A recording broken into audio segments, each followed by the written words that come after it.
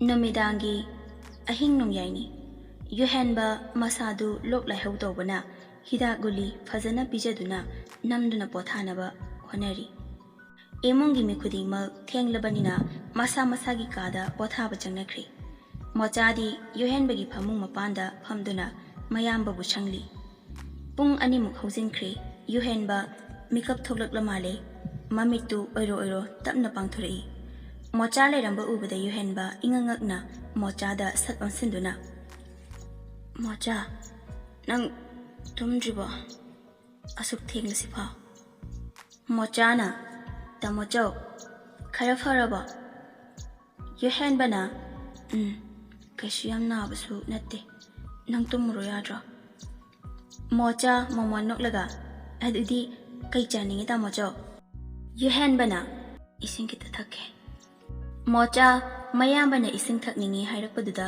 harauna table da leiriba ising bottle adu makhum phat hange tawi mocha khutcha yaudraba makhut anidu ningamdana mapi ira chena uharongna yengje thangnaba mikupta nungaitabagi mato uttuna yuhenbada nuksina yengjarei mochagi mityengna kari khali kari hainingli haibasi yuhenba sukhangi yuhenba momon tawna mochada onsinduna kaishu khanganu haibagi maongda mangaktu tapna hai mayambagi matawdu uraga mocha su momon tawji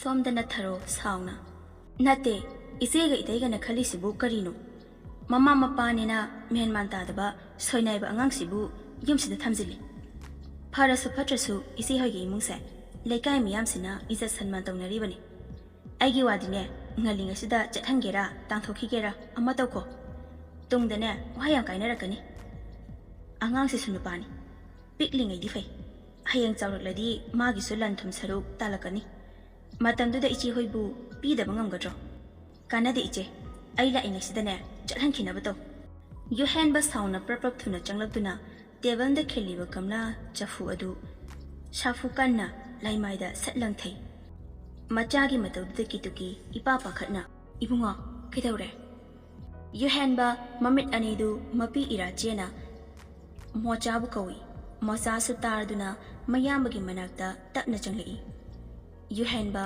pirangna ihawraba mamit aduna mane tharolda khana yenglaga mase makhongna mayadaba makhut ani shuyaudaba ma matanda kamaina leine kanana chak inbini ma leitrabadi aishu yumsida leiroi chatkhini mocha sasilo ase hairaga mochagi makhut chamduna kadudagi sathokhi kitukina ibunga ngaikhone he asumna hawkhiba thawdok kharasi ningsinglubada kituki mamitagi mapi takhiba khangaude kana ukhini khanna sintharak leba pirangadu amuk phattai thokje mataududa ibothena kaidoragi che ketukina kashtaudeda lao changase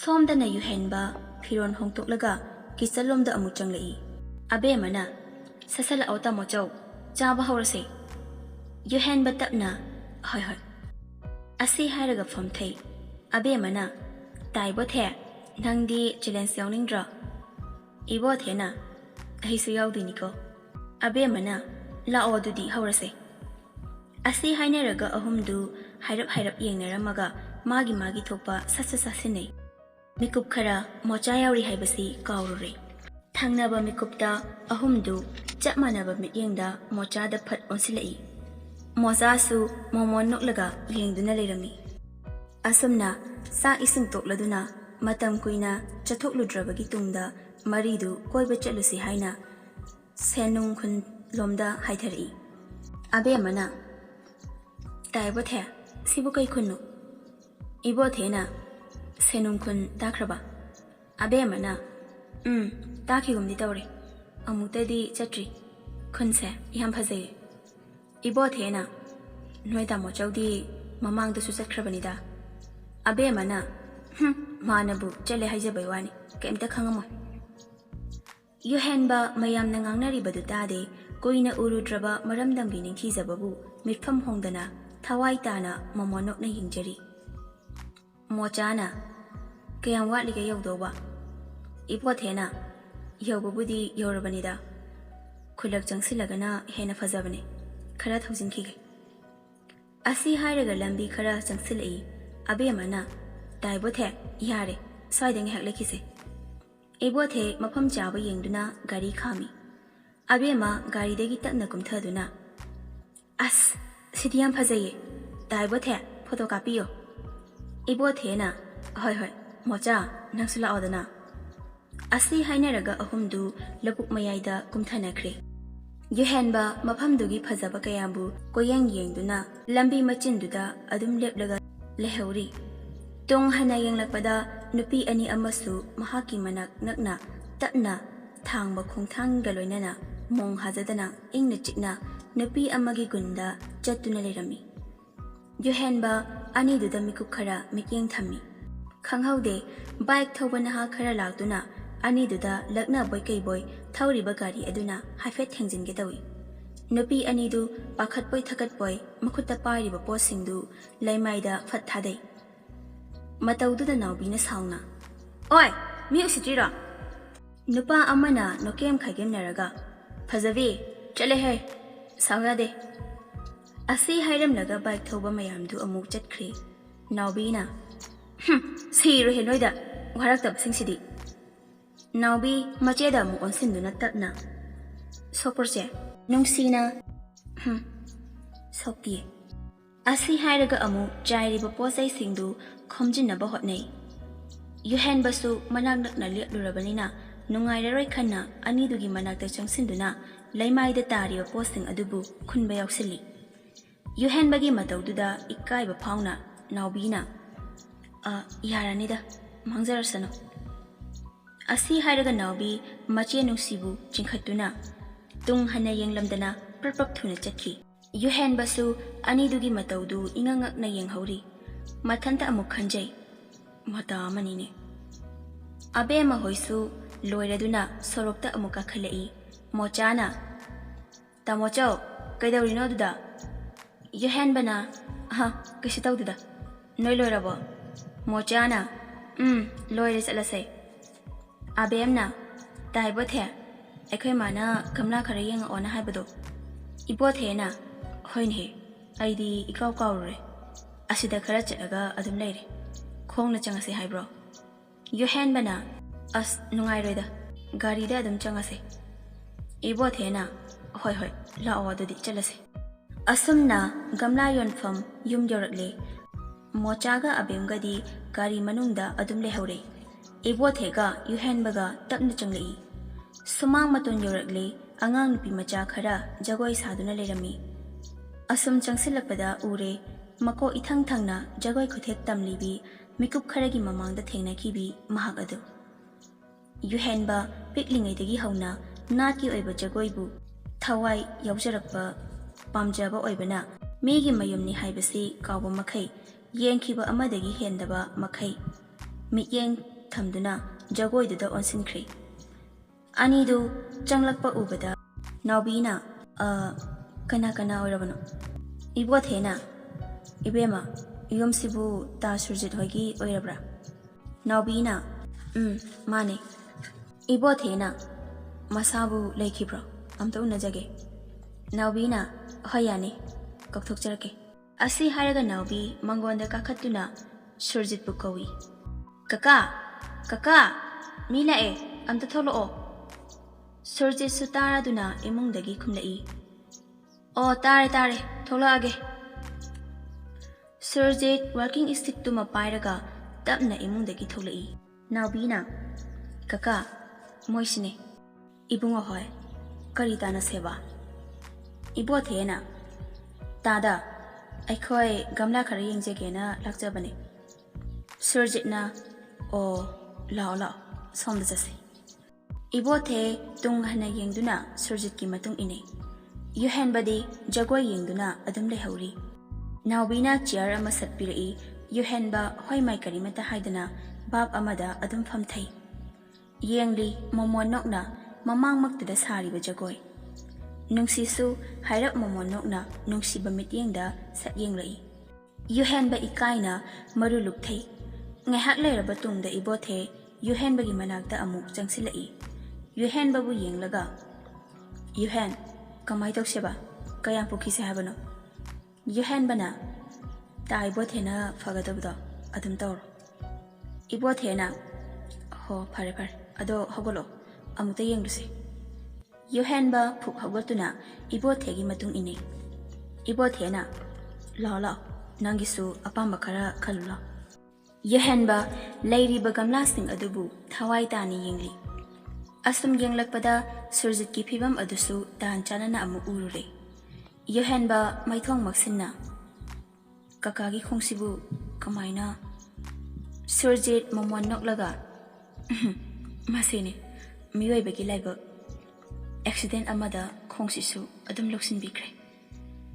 Yuhenba na kaka gamla sibu kanana sabno. Surjit na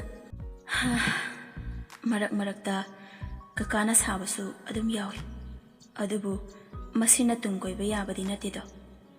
Hauziki matam sidadi asigumba gamla se kanana leibiruni. Nong phadoki wanatana. Khangdri bungo. Punsi se yamna ludawri. Mapa aigi matau se yengba ngamdra male. Baba potha handuini haidana haujikpudi ichanupana tek samsari. Yuhenba na kakagi isasibu kayano. Surjit na anini nupa amaga machesimaga. Yuhenba momon noklaga. Jagoi haibise kakagi isanupira. Surjit na mani bungo. Khangdre nongdam bamagi kumhaise kaidongai loigadabano. Awaba amagi mathakta awaba kaya. Nungaitaba amagi mathakta ningamdaba polum. Masidabu kanana khangba ngamgani. Surjit ki wafamda Yuhenba gyan tadi. Adumakbu karino khangdaba nungaitaba amadi wakhanda fauri. Surjita amu onsinduna. Haisibu kaka kaidobu yaurage. Surjit na kakagi punsi mahingsibunida. Yuhenba na ado ichan haigadra kakagi sanupisibu kai hotna halige. Surjit na ibungo magidamakdani kakagi punsina laitafong khangdana wana leliba. Yuhenba na kaidobai waduna kaka masaksu fazai jagoisu adum fazana sai masanabu pamjaradi thajinaba tawse kaka. Surjit ningamdabagi maithong uttuna sigi wafamse toklasida ibungo karibu kanarubano. Somda jagoi tambal loiraduna angang mayamdu mayumda hanakri. Naubina che ayum damda chaluge imasu lehaude tamosu thabu chatkibanina kanam leramaroiba. Nungsina nang thabak leradi laktrase yaida. Naubina as thabak kamta leite phachaluraga amuk lake phajaleramko. Asi haraga naubi su chatkre. Nungsi imunglomdo onsinduna mapabu kaujari. Baba Surjit na isa thoi baba somda leye. Tariba khonjel adugi maikaida makhut macha aniduna mama duna tapna mapagi manakta changchinjarai. Khanghaude nung macha amada khudi thijinduna nungsi khuru khudak kunna laimaida tusili. Surjit pakhatna isa thoi Machagi manakta changsinduna yamna wana hairap hagotpi. Yuhenba mamangmaktada thokliba angakpa matau kaya asibu yengduna tapna anidugi manakta changsilai. Yuhenba na kaka ichan shibu. Surjit na chumi nasanse angan bahaibado karino khangdre. Nungsi tapna baba taseng laba Yuhenbagi milu anidu mapi ihaurakhi. Chauraba lumlaba poklum kaya kokthakta hapchinki. Yuhenba wangang khidre nungaitabagi matauda tumina leptuna lei. Surjit na noigi gamladi kamaina tauba. Ibothe na Yuhen hairodana kayam pamino. Yuhenba tapna kaka kayam leirige. Areiba makai loina pujakrage. Surjitna ibungo handakti paksu leinadabanina yamna leirine. Yuhenbana yani kaka araibangai adum lojage. Ibothe ingangakna Yuhen asuk yambadi kaida haptuino. Yuhenbana kaka ngasigidi farak tarani. Hayengana lakjarage. Mi laklasu aina laikre haibiro. Surjitna hoi hoi. Ibothe na Yuhen chalasini adude. Yuhen bana kaka aikhoy mu chalukige. Asi haraga Yuhen ba chatlamdai mikupta tung hanna nungsida haipet yengzai. Uki awaba mandraba icham chamjaba nungsigi saktam. Laija isingumna taru rabi misna aniduna. Mahaki maikeida mityeng thamlamba. Yuhen ba awaba kaukthokna momon nokchi. Asamna anidusu thokre mapa macha anidusu sumang matonda adumak leplaga lehauri. Nungshina Baba imungda changase. Surjitna hoi hoi lao lao changase. Asi hainaraga mapa macha anidu amana amabu saunaraga mangonda tamna kakhali. Imung kansinge tawbaga Ranina haira usitana. Amtangai ko. Surjit tung hanna yengthokduna. Ihe Rani nang lairo lao lao kakhalo. Nungsi su momon noklaga nene kakhalo. Asi hairaga nungsi makhutna mama duna manegi phida thari. Rani isaw sawna. Yareda phambagi matamga leite. Rani Surjita mu onsinduna. Tada ngasidi tangtabi asengba ama lipiyo. Mafamsida hagalhanda lakpagi matam aingonda leite. Surjitna leitaba potubu karamna oidaba nganglaga tangtabi lepkani. Ranina tadana haisinadi leitaba pot karamna pigani sineba. Singba ngamaroy. Hatlagi haibagi wafamnine. Surjitna ibema aibu nangonda adumna haikrabarane. Nangshu tadagi oiba pibam imungshigi awaba kharadi yengbiba yabni. Rani khonkalapna yengmandana ne khare pele. Ikaigadaba mina ikaidadana aina oina ikaibire. Nate thabak leitaba misadana hangatlanda kayam koina yumsida lakho haibano. Kanade tada ngasidi asengba ama leptaba yaroi. Surjitna ibemagi sendo aikhoisu hatki haibadi natedana. Singkatnanaba kana hotnari. Matang matam phibam na yadabanani. Ngaibiba matam kharatangdi ngaibiroi bema. Ranina tada sudana ne nongthokdagi sel thadara oi. Aidi phibam sadabani khong tekpanina ne khamcha charaga leibadunadi yaroi ni tada. Nungsi nungaitana tapna nene sel khara toli haiduna adumna ngangbiganu. Ranina chawraklabanina wangangline nang suni ibema angang natrabani. Napa se makhong yade subangamde hairadi kaino khara tawnaba hotnongne. Aidi mit udabi mitang binena laithokpadunadi yaroni ibema. Surjit nungaitana yare lepo ibema. Ai taba ngamtre. Nangi seldo ngasi hayengsida singnaba tawrage. Wa makha tarano. Ai khang ngamtre. Ranina haujikta maron senglene. Phai tangtabi ama khanglabanina yengba taredana. Masida soinerabadi aigi iti igunsu adum khangnaba tabani. As ihairaga Rani phetlauna prap thuna chatkre. Asumna namittugi namidangni mapa macha anidu walang ingangangnadana chakhomda tuminna famli. Ngahak leiraba tungda nungsina mapa Surjita onsinduna wafam ama tapna hudukjari. Baba inkhonse yonthoklaga ipaicha kaidana malayurase. Tanaurabi machagi chinbandagi tholakpa wahi asina Surjitki thamoibu machetana kaheli. Machabu nungsina yenglaga hairi Surjit. Babagi thoi. Karigino adumna hairibade. Nungsina Baba migi makhapona hingadabagi saruk kaidana machalase. Surjitna kana leitraba phibam chadraba tolaba ipaichana kadaida saidang lugani. Hantaki Nungsi khangba ngamhꯧꯗ꯭ꯔꯤ mapi ira chena nungaitabagi matauda lairaba phibam chadraba soinaiba aikhoidi mi natabra mayam marakta hingba yadabra karigino tolaba aikhoibu astu wahaliba surje nungaitana babagi thoi yare lepo baba taba ngamdri Nungsi kaptuna karigino baba aikhoibu asu ana hinghalibase karigi aibu mitangdi ohelibano